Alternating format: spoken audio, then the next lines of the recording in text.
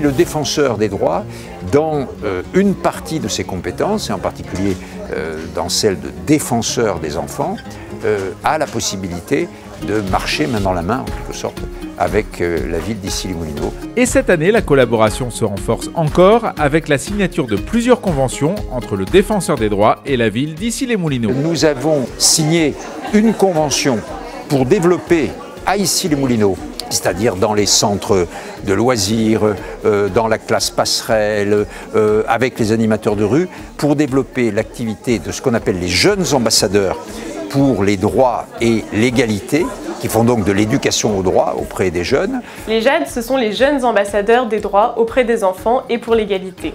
Ce sont des jeunes en service civique, âgés de 16 à 25 ans. L'objectif de ce programme est d'aller à la rencontre des enfants et des jeunes afin de les sensibiliser à leurs droits et aux questions d'égalité. Cela fait plus de 7 ans que les JAD enfants interviennent dans la ville d'Issy-les-Moulineaux, notamment dans les accueils de loisirs lors des vacances scolaires, afin de sensibiliser les enfants aux 12 droits fondamentaux prévus par la Convention internationale relative aux droits de l'enfant.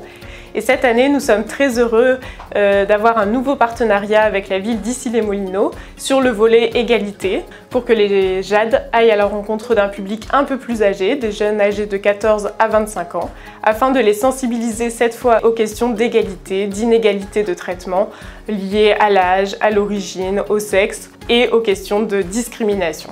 Nous avons aussi signé une convention pour l'établissement à Issy-les-Moulineaux, dans l'espace André Chédid, d'une délégation du défenseur des droits, c'est-à-dire c'est un monsieur qui tous les mardis recevra les réclamations et qui les traitera. Le délégué du défenseur des droits intervient dans ses permanences sur le terrain pour résoudre les problèmes de citoyens, par exemple lorsqu'ils ont un litige avec un service public, lorsqu'ils se sentent discriminés ou si un enfant est en danger ou que ses droits ne sont pas respectés.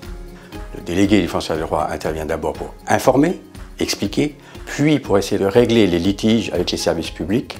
Et il faut être clair, c'est souvent le dernier recours du citoyen. Nous avons aussi, de manière plus prospective encore, décidé de lancer un groupe de travail sur les droits des enfants et le numérique.